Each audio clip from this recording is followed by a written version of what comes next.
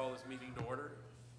This is the June 14th, 2022 meeting of the Planning and Zoning Commission, a local planning agency. We're going to do the invocation and pledge allegiance. Everybody please stand.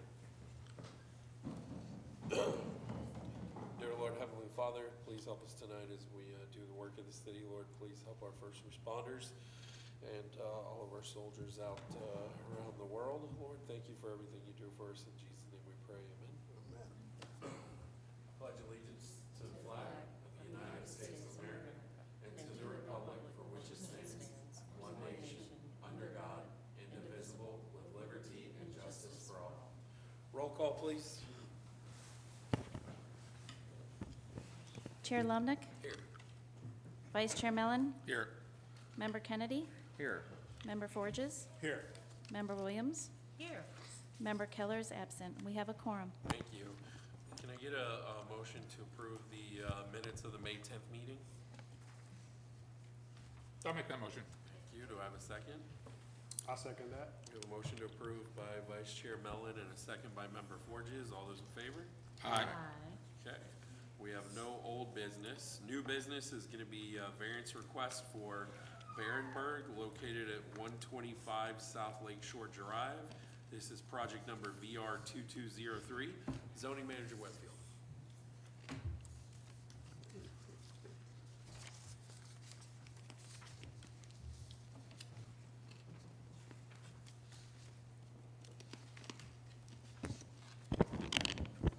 Good evening, Mr. Chairman, planning and zoning members, audience.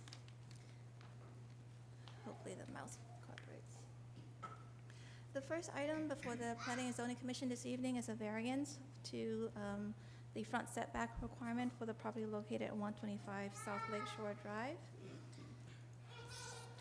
Here's a general location map of the property. As I apologize, it's hard to see, but it's this property here in the corner. It's located on the west side of the road, about 0.3 acres in size. The property owner purchased the property in November of last year. The property is zoned R1 AAA, and it's a corner lot with 3 sides adjacent to a street. This is an aerial of the property. The surrounding zoning map, so surrounded by R1 AAA. And this is the site survey. So the property was built in 1958, and it doesn't have a garage. So what the applicant is asking for is a setback variance. So if you are able to see my mouse, I drew in the 30-foot setback requirement, which is here. As you can see, even the existing house, the tip of it is already in the front setback here, and it's very close to the setback line here. The driveway comes to where, generally where it's shown here, there's some unimproved, so some non-impervious surface area right along this area here. And I believe there's a septic drain field here, and the applicant wants to construct a garage that's about 20 feet by 27 feet long, keeping in line with the, aligning with the house footprint. He will be extending his driveway southeastward. There is an existing driveway cut right here in this corner. So the driveway would essentially exit out this way, which is why he oriented the garage in the southeast direction. So the area of encroachment would be this area that is in pink. We evaluated the site for all the other requirements for impervious surface area and things like that, and it would not be exceeding the maximum impervious of 50%. And its proposed location would also meet the minimum 5-foot separation that's required between buildings on a single property. In terms of the 4 criteria for a variance, special conditions and circumstances, staff feels that there are unique circumstances in that there really isn't a better location for the placement of the garage. The literal interpretation of the code would prohibit this property owner from being able to build a garage on his property to store his cars and lawn equipment and things of that nature. The circumstances is not the result of the applicant, since the home was built in 1958. And granting this variance would not confer any special privileges to this applicant. And so with that, staff is recommending that the Planning and Zoning Commission recommends approval for a setback reduction of 15 feet in order to allow the garage structure 15 feet from Lafayette Street to accommodate a garage. And Great. I believe the applicant is here. All right, this is we'll open this up to the public. Is there anybody that would want to speak on this? The applicant, if you want to say anything, you can. It's cool. All right, anybody else? We'll close the public hearing, bring it back up to the dais. Does anybody have any questions for staff? Go ahead, Scott. I didn't understand from your diagram. Is the applicant going to end up with 2 driveways, or are they abandoning the first? It would be egress? 2 driveways, one on Lakeshore and one on Lafayette. Was this originally 2 lots and combined? Yes, sir. There was a lot line here, and I don't know when the lots were aggregated, but Okay. there were 2 separate lots there. Can I just ask as a matter of record, the statement that the literal interpretation would deny him something other neighbors enjoy, is that true with 2 driveways? Is that something other lots enjoy? Yes, there is no code prohibition to one residential lot having multiple driveways. It's like circular drives. Those are 2 driveways. Most of those houses there, some of them do have 2 driveways too. Perfect. Anybody else? Just from my own understanding, is this variance to move the boundaries, I'm sorry, the setback, all of it to 15 feet, or just the garage portion? Just for the garage portion. Okay, Yeah, because as you can see, the house is already he's already on that. cool. Anybody else? Great. I'll need a motion for approval, please. I'll make a motion to approve of the variance request, project number VR 2203, recommend approval. Thank you. Do we have a second? I'll second. Perfect. We have a motion for recommendation for approval by Vice Chair Mellon and a second by Member Williams. All those in favor? Aye. Any opposed? Great. Have a good one. Thank you. All right, next. Get them in fast here, you know. The next one is gonna be the Isaac Malika property. Excuse me if I said that wrong.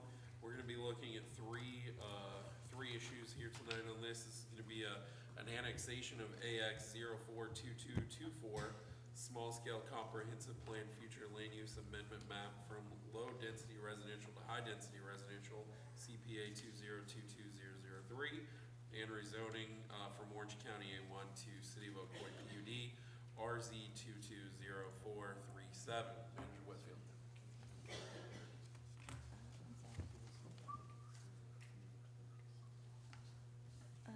Next meeting?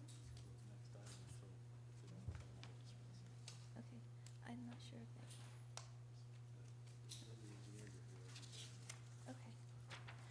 So the applicant is not here. Okay, Let's move it to. let's move it down. All right. Okay. We'll go to the next one. So this is going to be, we're gonna table that for a second, we'll move it down. The next one is gonna be the Land Development Code Amendment for signs and fences. This is an LDC amendment to Article 6, Section 614 Seed 5, and Article 8, incorporating signage provisions from Article 6, Section 614 into Article 8. Zoning Manager Whitfield. Thank you. So the issue before the Planning and Zoning Commission is whether or not to approve amendments to the Land Development Code to consolidate the sign provisions from Section 6-14 into Article 8, which is the article in our code that speaks to signs. Some background on the sign code. The original sign code was adopted in September of 2070 with ordinance number 516, and at that time, it was Chapter 2, Section 10 and Chapter 2 of our document called the Comprehensive Development Ordinance. It had lots of other zoning provisions in that, and this is just where it was adopted at that time. In 1998, the city adopted ordinance number 88-25, and that ordinance repealed and replaced Section 10, Chapter 2 in its entirety from that document, Comprehensive Development Ordinance, and created the city's zoning code. and it created an Article 8 for the sign code. At that time in 1988, the sign code in Article 8 consisted of 6 sections, 8-1 through 8-6. Later on in 1995, the city adopted Ordinance 95-28, which then, it didn't touch 8-1 through 8-6.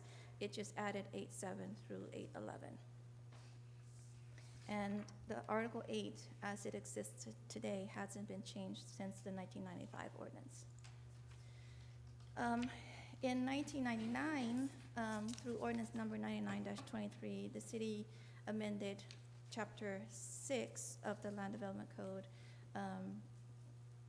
and created a brand new section called 6-14. And in that section, all of the design criteria for commercial and industrial uses, from site design, site lighting, landscaping, landscaping around buildings, landscaping along the streets, adjacent properties, parking lots, stormwater, pedestrian circulation, all those things were embodied in section 6-14. In subsection 6-14, there's also C5, which is sign standards.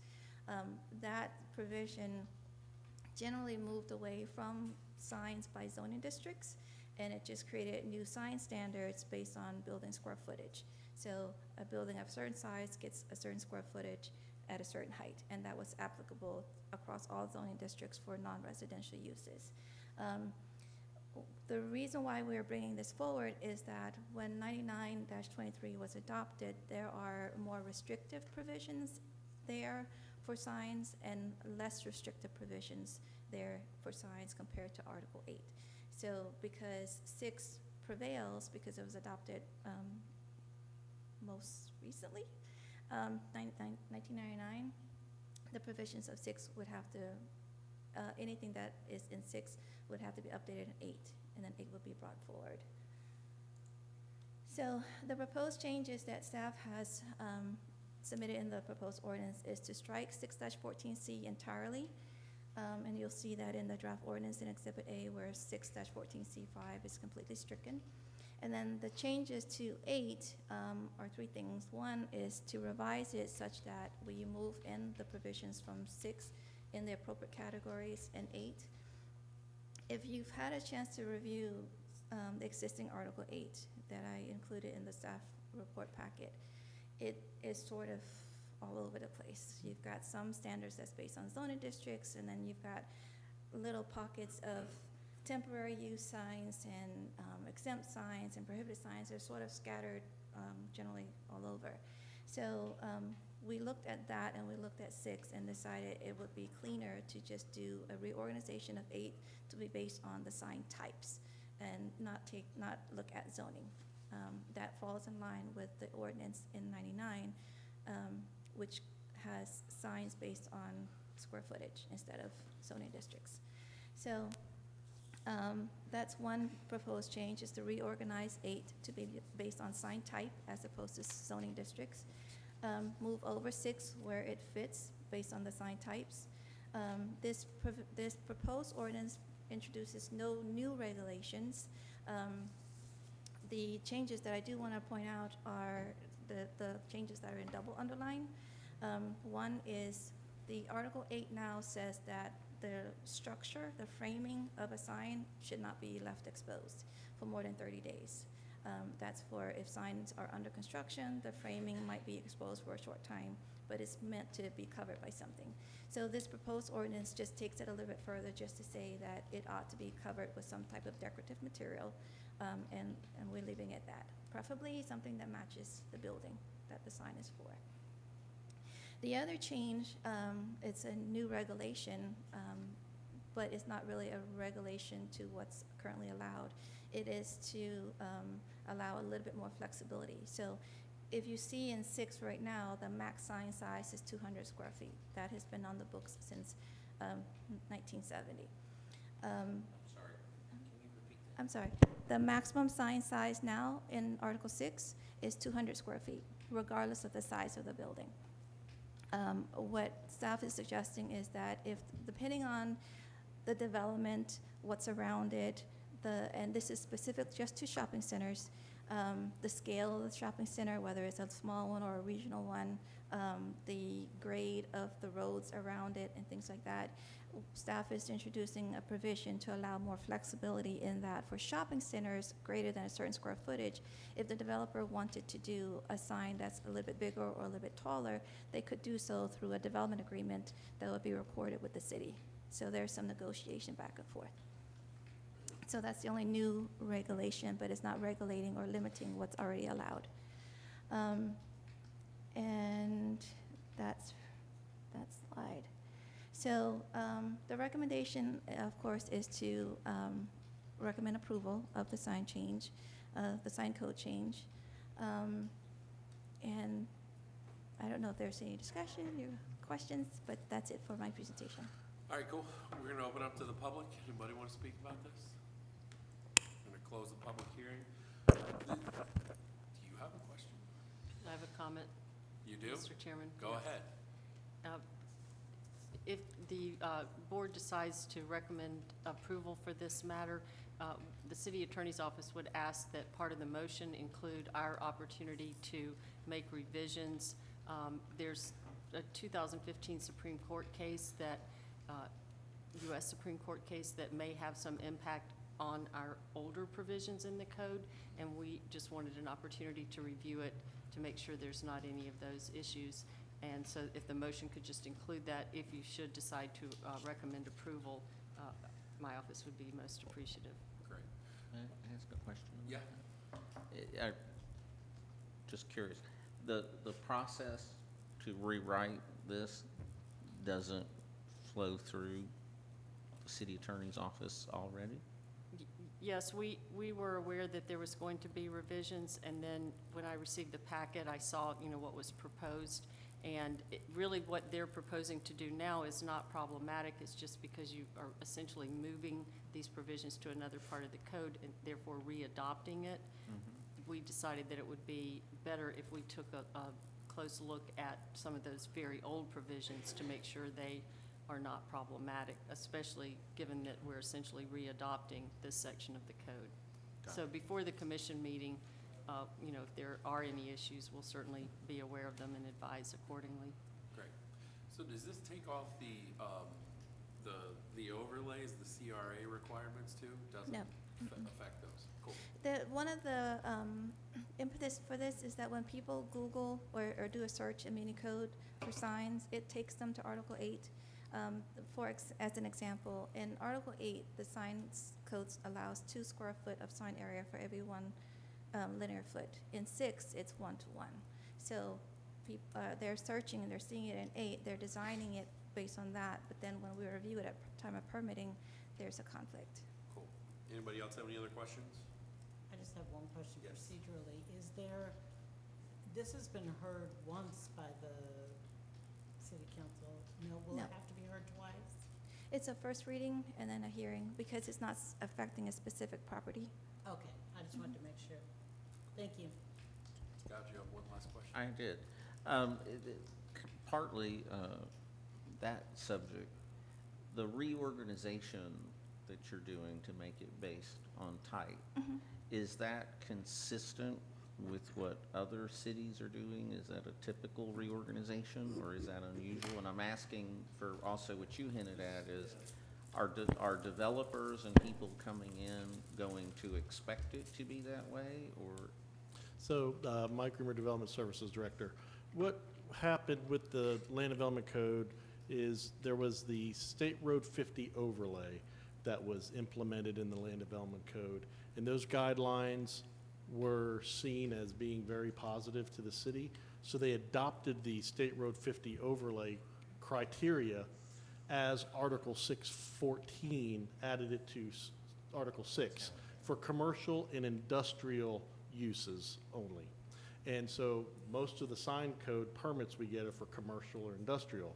So they were falling in 614, which is the way, it was just wasn't here, to me it was just a quick way to add it without having to go through this process. And we've dealt with it over time, and we've trained the sign companies to look at Article 614 for commercial and industrial. And as things just change, it's time to change it So we're just taking that section out of 614 and moving it in under Article 8, signs, where you would think to go. That's what I want. If everybody had a hard book, they would look at Article 8 signs and go there. It just so happens, most people Google that, and that comes up, so on Unicode, when you type in signs, it doesn't give you the 614, it gives you Article 8 and gives you other, you don't see it in your landing page. And so we've tried to work with Unicode to say, hey, this is where it is, but it hasn't worked out. But it just makes sense. We've tried to deal with it as a separate item, separate section, and it hasn't worked out. Another thing we've done, which we will be bringing forward, is Article 6 in the Land Development Code is a lot of the engineering design standards.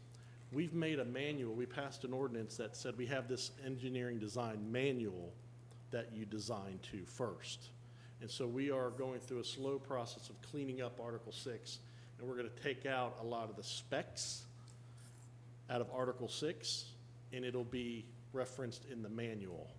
So the Land Development Code will be, is being over time, is being not streamlined, but I'm trying to say it, firmed up in some areas, and so that'll be something you'll see coming down the line in Article 6. Article 5 is zoning uses. Article 4 is process. Article 8, I can't think of what Article 7 is right now, but so it's what they do is they look, the engineers will look on Municode, or they will look, we provide a link on our website, and they go to the Land Development Code. So this won't Do you, trick them up in any way. This will help them out. do you anticipate, based on what you said, that the city attorney's office will find things to streamline as requested in that Oh, process? I missed that question earlier. Do you anticipate, or are you aware of things per the city attorney's request that will need to be reviewed and streamlined that are obsolete in Okay. section? So yeah, our sign work is not a total LDC overhaul. Under the total LDC overhaul, when we bring back Article 6 to take out these engineering design manuals, we will look at that issue. Okay. Thank you. Okay. Need a motion. And whoever makes the motions need I'll make it. add the verbiage for the city attorney. Let me read. I'll make the motion to recommend that the P and Z, acting as the local planning agency, recommend the approval of the amendment to the Land Development Code, and that as a condition of that recommendation, we request that the city attorney's office review any other streamlining issues or obsolete portions that need to Just for- conform with Supreme Court precedent You good? Or just case law, if you don't or mind. case law. All right, second. Second. All right, we have a motion for recommendation of approval by Member Kennedy and a second by Vice Chair Mellon. All those in favor? Aye. Aye. All those opposed? Carries. Good job. Mr. Chairman, regarding the Malka Isaac project, I talked to the applicants, and they were misthought. As part of the DRC, as part of some of the, when the Development Review Committee meeting happened and they took the vote, there were issues with the PSP aspect. They thought the whole project was on hold. They weren't thinking about the elements we brought forward today, so they're asking for a continuance.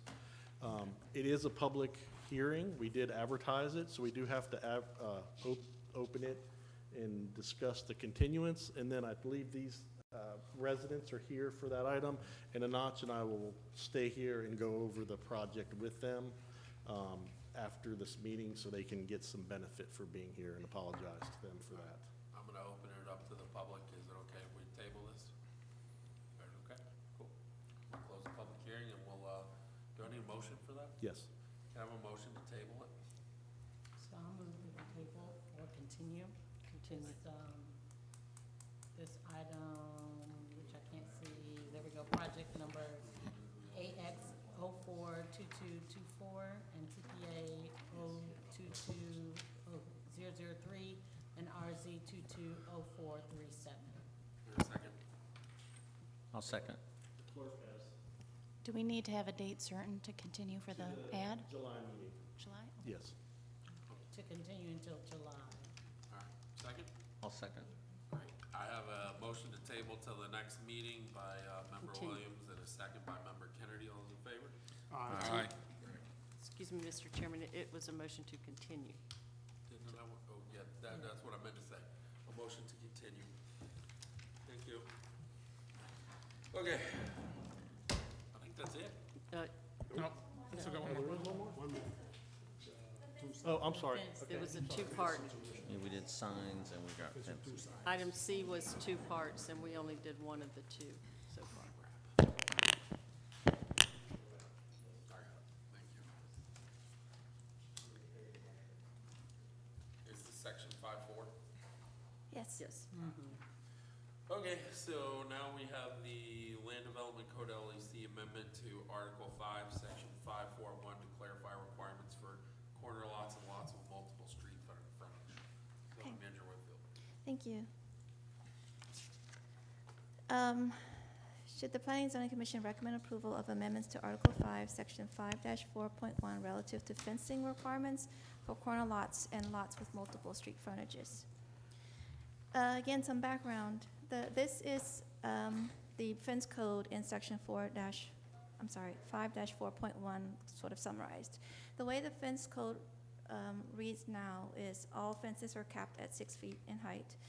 They're typically along the sides and the rears of property lines. Anything in the front of the front building line, typically buildings are built at the setback line, so essentially the front yard.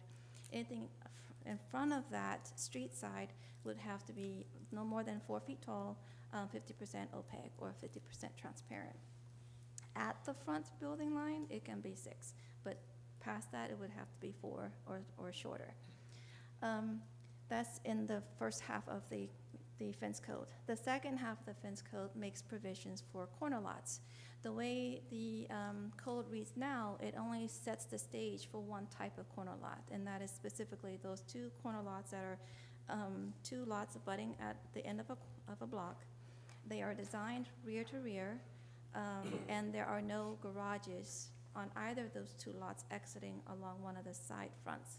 If a corner lot meets those criteria, then the front yard setback can on the one side, not the primary side, can be reduced from the front yard setback requirement. In some instances, it's 30 feet, like in R1 AAA, or 20 feet or 25 feet in some of the other residential zoning districts.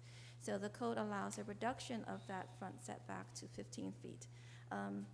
The fence at 15 feet can't exceed 50% of the depth of the house. So if you have a 50-foot house, depth-wise, the fence could go 15 feet from the property line at 25 feet, essentially the center of the house. We don't stick to that strictly because in some instances, on a case-by-case basis, there may be a tree or a window or a water main or something like that. So we, adjust it to make it make sense for the resident. A lot of times, for security reasons, they want to fence in their windows, so we allow them to go maybe 26, 27 feet, but still essentially meeting that 50%. The issue with the current code as far as corner lots go is that it doesn't address any other scenarios. For example, a corner lot that is just the one lot, like the one we just saw at the beginning of the hearing, where it's fronted on 3 sides. That lot has 3 fronts. It doesn't make any, it doesn't provide any relief for that. The other issue is lots with double frontages, or through lot, as some communities call it, where and I have some examples in the next one, we'll come back. So, like in these lots, for example, if you are able to see my mouse, there's California Street, and then I think Willow something. Same thing here, you've got Montgomery and another local road. So the driveways are facing eastward, but the rear yard is another front. So the code doesn't address those scenarios.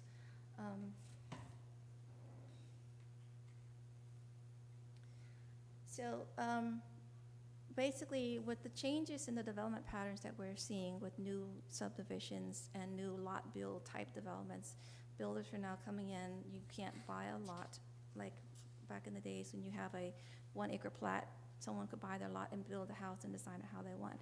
A lot of the subdivisions now are coming in with the smaller lot sizes, and you pick your elevation, they plop it on there for you, you don't really get a say. I have had situations where, knowing what the code reads, I encourage home builders to situate the lot so that the property owner has more usage of their front yards, and they're like, oh, we like it this way. So they build it, and then the residents come to us as soon as they occupy it to ask for deal with these issues. Realizing that and realizing that with growth, people are wanting to utilize more of their front yards. They want to screen it in, keep their children safe, pets confined, and things like that. So recognizing that, and this is part of the code that was adopted in 1970, as staff is seeing that it is time to make an adjustment. So we have a couple of proposed changes. The first one is a change. So the change is to reduce that side front yard from 15 feet to 5 feet, or the limits of an easement, whichever is greater. If it's a street front like Montgomery or some other one, there may be utilities there that they probably shouldn't place their fence in, so we're saying stay out of that easement area. If there's no easement, then you can go right up to the 5-foot mark. The attempt there is to try to maintain some safety so that if the people are backing out, they can still see left and right for oncoming traffic. The second item is clarification. As I mentioned before, the code doesn't speak to a lot that's 2 corner lots that are designed front to side. Rear to side. So you have 2 houses, one house faces south, for example, and the other house, instead of the garage facing north, the garage is facing east. So there's a conflict there. The code isn't clear on what to do with those lots, and we get a lot of questions all the time. So the clarification is those lots would still have to meet the front setback for that side yard. Because a lot of times you'll see if a house is facing this direction and then this one is here, their side yard, these people's fences are gonna be kind of, off-centered with each other. So this code will hopefully alleviate that, okay? Still maintaining the 50% depth, fence house depth. Still keeping the 4 feet and under at 50% opaque, all of that stays the same. It's just to clarify how staff has been interpreting the code and applying it all these years. So the new change that we're proposing is in a way to hopefully address some of these. And I attempted, and I do apologize that it's so tiny, but I wanted to capture a good breadth of here. So this is White Road, and you've got roads like California that essentially dead ends because the paved part sort of stops, and then it's just a paper right away after that. And when you do the street view Google driving, they're all fenced-in backyards, so it's like a subdivision wall on both sides. A strict application of the code, all those lots should have been built meeting the front setback, but they were not. There are fences that go right up to the property line. Same thing on this side, the blue side. Both of them I colored them blue. This lot, for example, has front on 3 sides. This house faces to the east. So all these backyards are essentially treated as rears. By the code, they're also fronts. So this code change is an attempt to make this type of situation, I guess, validate this type of situation in terms of how growth has occurred. For this lot, for example, again, 3 fronts. Montgomery is a collector. Same thing here. And this yellow one. In attempting to address these situations and moving forward and looking forward to address new subdivisions that are coming in, the way that staff has written the ordinance language is that it doesn't set a standard, but what it does is it allows us to look at the street hierarchy, which one's the collector, which one's the local. Are there existing walls? If there are existing walls, then no one's going to anticipate a break in the wall for a new driveway front, something like that. And the presence of sidewalks. If there's no sidewalk, the expectation is that there won't be any pedestrians walking back and forth, a lot, because it's essentially the rear yards of everybody's. And also the orientation of existing driveways. So it doesn't set a standard, but it gives us criteria to evaluate each lot on a case-by-case basis, because it's kind of impossible to, we sat down and we came up with this long list of if it's this, then it's this much, if it's this, then it's that much. And to avoid future variances, because we didn't capture everything, we are proposing the things that we should look at and that the property owners can consider when they look to put in their fencing. So that's essentially the proposal today. And of course, we're recommending approval because we do have a lot of homeowners asking for, what do we do in this type of situation? Homeowners who have purchased homes and properties now, and the previous owner didn't have small children, the new homeowner has small children, and they just, it's to be completely honest, and if I may speak frankly, it's tough to look a resident in the eye and say, I'm sorry, you can't use the 15 feet that you pay taxes for. When, the driveways are far enough to where there won't be a safety issue.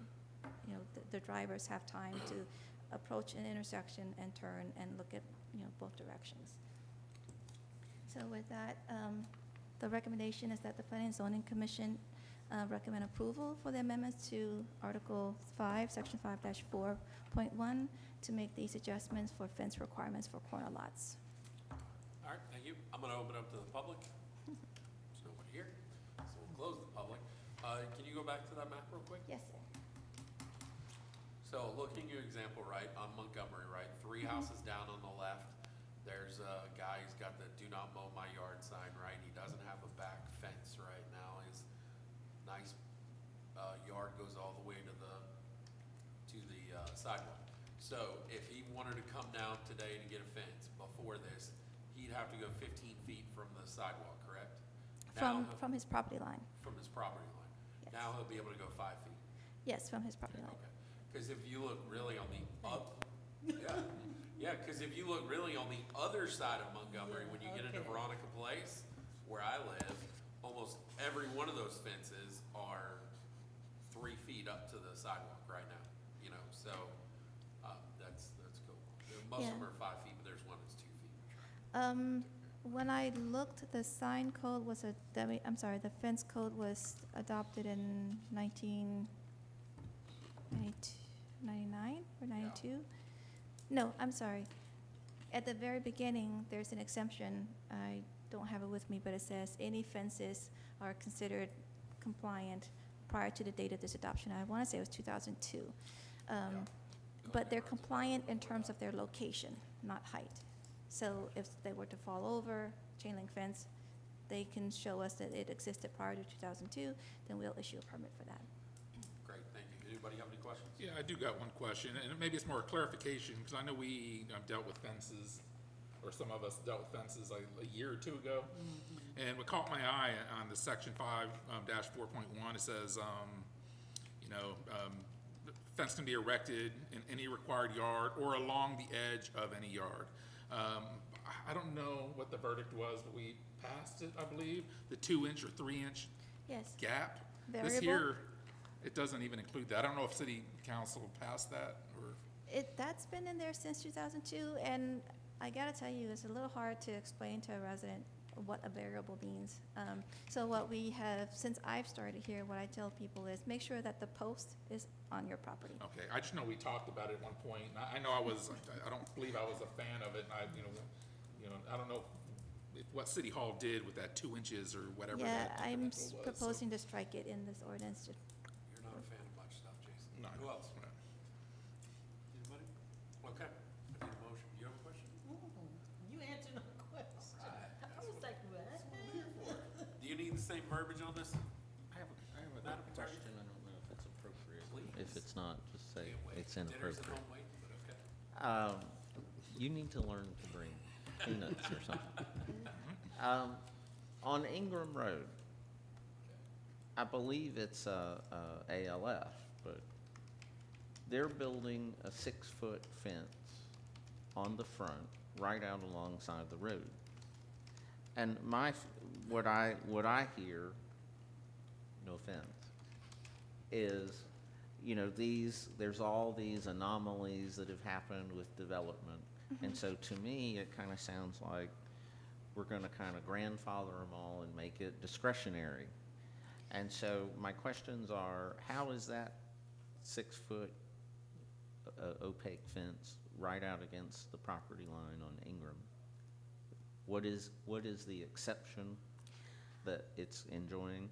And then, how are you gonna manage specifically, how are we gonna arbitrate this flexibility, which I understand why you want it, but how is that in practice gonna happen? If you say no to something, or you say yes to something, and someone complains and the code has this flexibility, are people gonna come to the city commission and they're gonna vote, or is it gonna be done by code enforcement? It sounds preferent, like personal preference. So for the first thing about Ingram, I don't recall approving that fence permit. So I can't verify whether or not, Well, you said that's an ALF, right? I think it's an ALF, but it's functioning as a single-family residence per that rule. I mean, that's. And it's got a real nice PVC vinyl 6-foot fence, just like I have in my backyard, out on the front with 2 gates, right along the road. I can tell you I didn't approve that. Is that in the county? It's in the city. I would bring that up with your code enforcement officer. It's right on, that's the border between District 1 and District 3. On Ingram going Yeah. north? Wait, Ingram between McCormick and Clarkona, Ocoee. yeah, okay. And it's, so where the back of Arden Park finished, Lennar, Yes, there was okay. that big brick house. And they went in and put up a big fence around it, and they're remodeling it, they're doing, and it used to be a group home of some kind. Fence It's must have been there before the. It's like a 3-acre 2002. plot. Yeah, so I can look into it, but what I can tell you, I haven't looked at it or seen any I have not seen any permits come in along Ingram. For that fence, okay. Because I'm not really trying to pick on them, but I think that's a separate issue. Yeah, But we've had as I several was code enforcement listening and issues. trying to apply what you were describing, it hit me, I thought, is the flexibility you're describing going to allow that? No. Or more of that? Because I don't like the No, way. because this is only to, like, through lots of that instance, Yeah, they clearly have a front. And if there's a driveway, then, and it's the front of the building, then that 6-foot fence shouldn't be 6 foot. because to me, it's kind of like the urban design, you know, where, like they're doing in Winter Park and Maitland, they come out and they put the side of the apartment right next to the sidewalk. Yeah. You know, and you're driving through and you can't even see the sun Yeah, for 'cause 7 it's- stories up. And it's starting to get that look going down Ingram, because that's a large, I don't know, he must have 300 feet of frontage there. It's a long fence. Okay, and then the second part of how are you gonna arbitrate this So discretion? If that's the right word. we will attempt to be with all code. One thing that I'm introducing, having started here, and now I have a year of experience in terms of seeing the growth patterns and driving through the city, and how things have sort of happened, and questions from residents as they come forward. What Mike and I are doing is having an interpretation book, because there's a provision in the code that allows the director to make some judgment calls. So what we're going to do moving forward is establish an interpretation book, where we'll cite that specific example and then write up something that could be used for any similar. It's like a variance on, it'll be on a case-by-case basis. For this one, when you consider the street functional classification, it's rare that you'll find a lot that's bordered by 2 collectors. It's usually a collector and a local or 2 locals. It's rare that you'll find a lot that has sidewalks on both sides, the front yard and the backyard. If there is a situation like that, then more than likely that subdivision will have a subdivision wall, whether it's a brick wall or a wood fence or vinyl fencing, things like that. So we will look at those things. The way the code reads now, it doesn't address those lot scenarios at all. And so when we look at a new one coming in, if that lot is in a subdivision and there's a brick wall behind it, it doesn't make sense to apply two fronts. Or, like in this example, some of the newer subdivisions, the city requires the plat to have like a small linear strip that is easement to the city for access and utilities, so the property owner can't cross that little strip. So essentially, they don't have a front, or two fronts, I'm sorry, they just have the one front, because the back, even though it's very close to the roadway, there's a little easement there that they can't encroach upon. And then I feel that, and I very much appreciate your question, but I feel like when you consider the street hierarchy, the presence of all the other driveways along that block, where sidewalks are, and the other things, it narrows down the possible scenarios.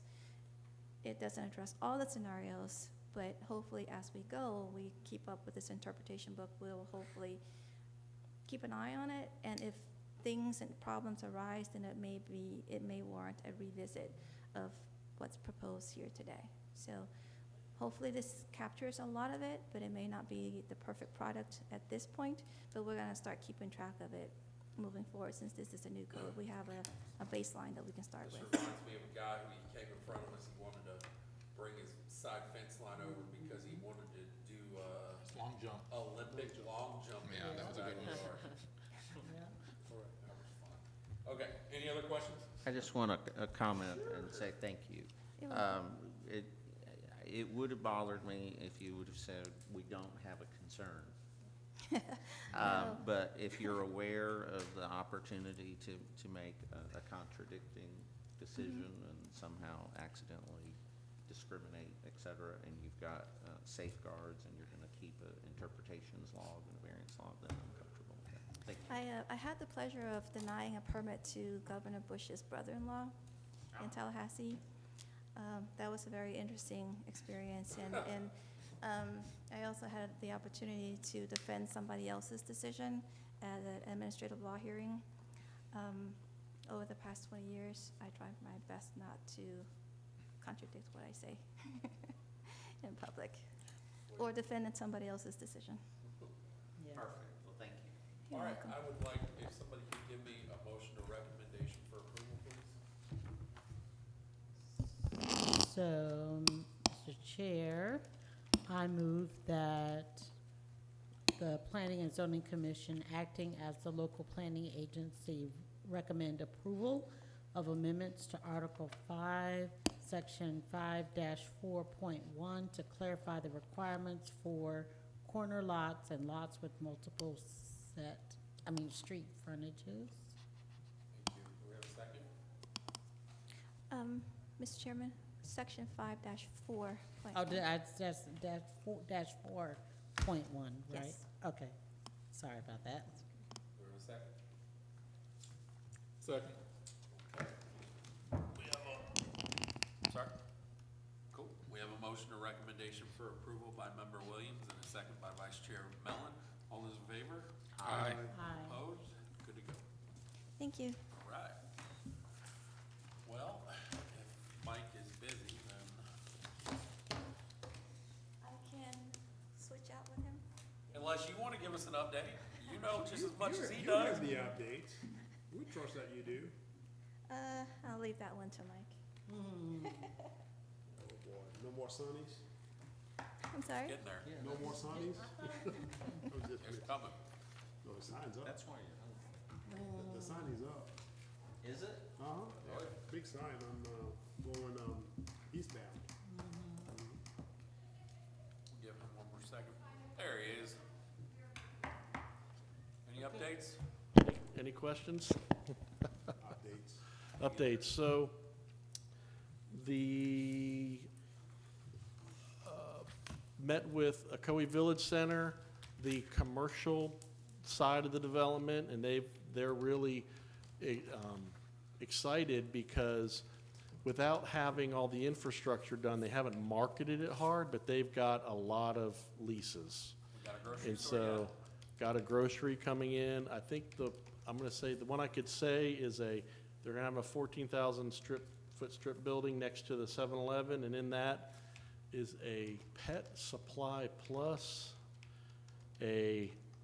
some national firms in there. So they're really excited about that. Yeah. Yeah. But pet supply plus, so a national, like a, yes.